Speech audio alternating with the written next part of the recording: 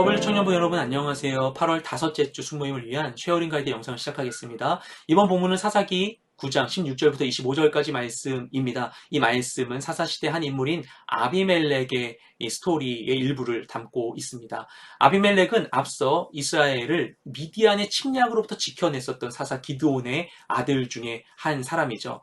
그 사람의 이름의 뜻은 나의 아버지는 왕이다 라는 뜻을 가지고 있어요. 아마 기드온이 이 이름을 지어줬을 때 기드온이 스스로 왕이라 여기지 않았을 것으로 생각을 하게 됩니다. 왜냐하면 기드온은 사람들이 기드온을 왕으로 추대하고자 했을 때 적어도 공식적으로는 자신은 왕이 아니라고 거절했었기 때문입니다.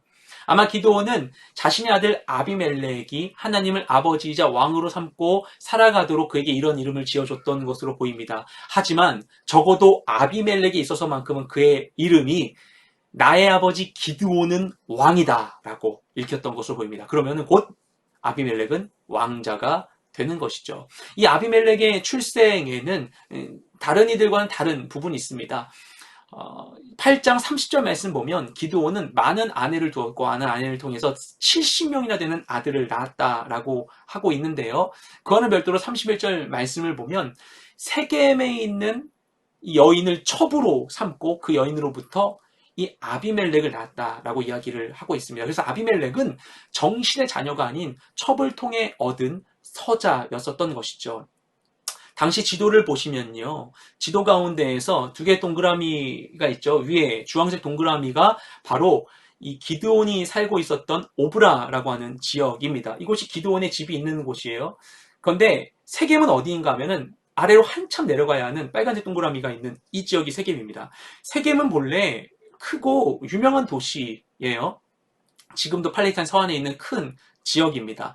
근데 이 세겜 땅이 본래 오브라보다는 훨씬 유명한 곳이죠. 기드온은 이 므낫세 지파이긴 하지만 그 가운데 있는 아주 작은 집안 아비에셀 가문 가운데에서 이 오브라에 살고 있는 작은 집안 사람이었습니다. 근데 그런 그가 멀리 있는 세겜 지역에 있는 여인을 첩으로 들인 이유는 어디에 있는가? 아마도 그가 자신의 정치적인 배경이 굉장히 약하기 때문에 그가 영향력 있는 이 세겜 지역에 있는 가나안 사람의 이 이방인의 이 여인과 이 정략적인 결혼을 맺어서 자신의 정치적인 영향력을 확대하려고 하지 않았을까라고 생각을 하게 됩니다. 그리고 그와 같은 그의 정치적인 인간적인 계산적인 이 선택이 결국 아비멜렉이라고 하는 열매로 나타나게 되었던 것이죠. 그래서 그 아비멜렉의 마음속에는 아마도 예상컨대 자신이 서자라고 하는 이 자신의 이 정체성에 대한 이 분노가 있지 않았을까라고 생각을 합니다.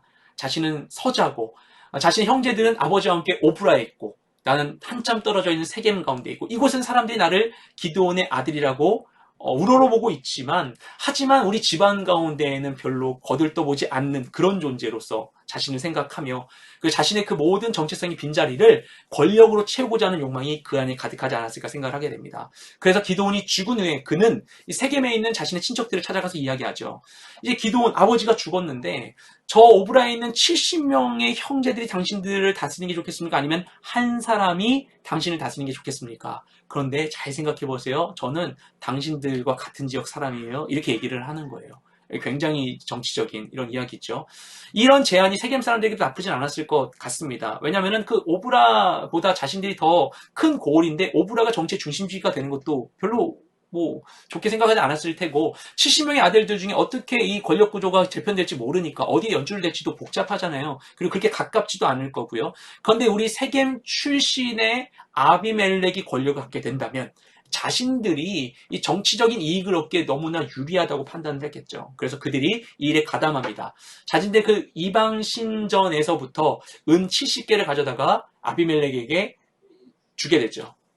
아비멜렉은 이 돈을 가지고 건달들을 고용해서 자신 아버지의 집으로 가서 자기의 형제들 70명을 한 자리 가운데서 다 죽이게 됩니다. 그리고 이 가운데 이것을 보고서 도망친 유일한 다른 아들 요담이 그리심산 가운데에서 세겜 사람들을 향해서 선포하는 내용이 오늘 본문으로 이제 이어지게 되는 것입니다.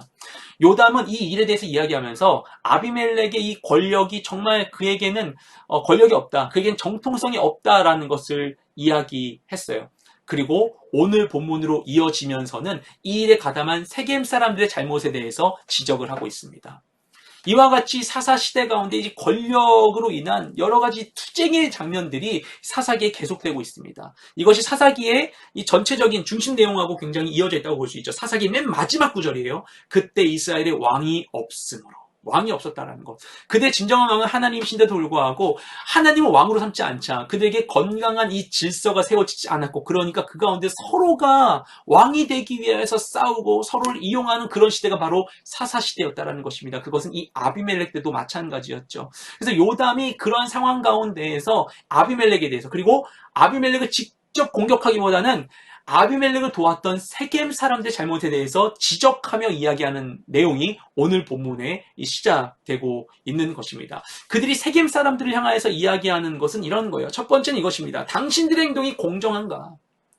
당신들이 아비멜렉을 왕으로 삼고자 한 것, 그리고 내 형제 69명을, 자신 빼고 69명을 죽인 것은 공정한 일인가? 우리 아버지 기드온이 자기 목숨을 바쳐서까지 죽음을 무릅쓰고서 당신들을 미단의 손에서 구출해 주었는데, 당신들은 우리 아버지 집안 가운데 공정하게 대우하고 있는가? 라고 물어보고 있는 것입니다. 또 다른 질문은 이런 것입니다. 당신들의 그 행동은 진실하고 신실한가? 당신들은 서로 진실함과 신실함을 가지고 서로 연합하여서 이 일을 벌이고 있는 것인가? 라고 얘기하는 것입니다.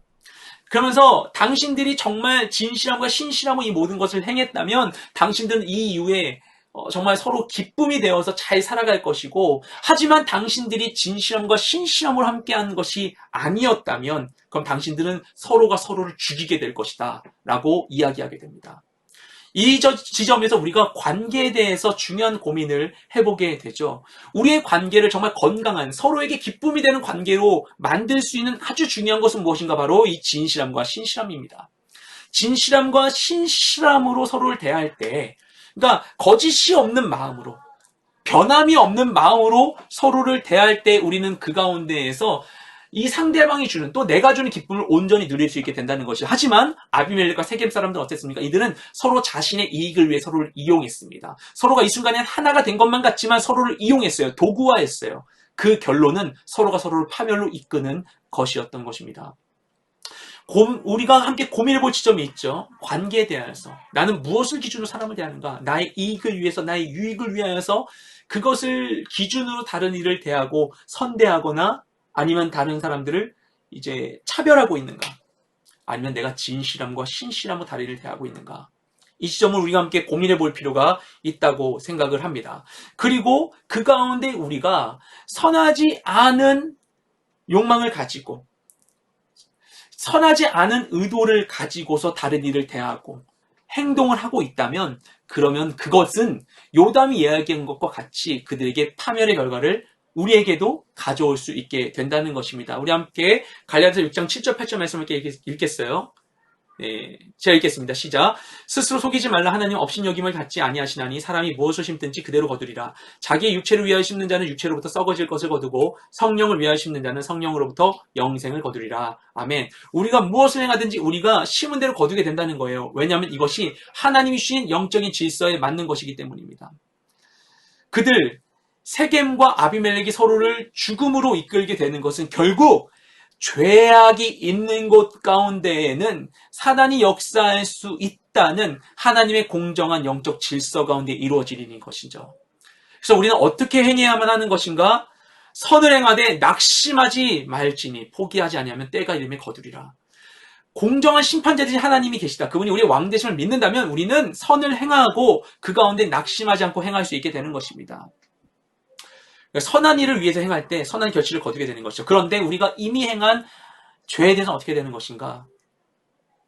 우리의 공정한 심판자 되시고 우리의 위로자 되시고 우리의 구원자 되신 예수 그리스도의 십자가 가운데 나아가 죄를 회개하여 돌이킬 때, 그때 우리가 그 죄로부터 자유케 되는 삶을 살아갈 수 있게 되는 것이죠. 이와 같이 주님의 뜻 가운데에서 선한 씨앗을 뿌리고 선한 결실을 누리며 살아가는 우리 모두가 되시기를 주님의 이름으로 축복드립니다. 은혜로운 수모임 되시기 바랍니다.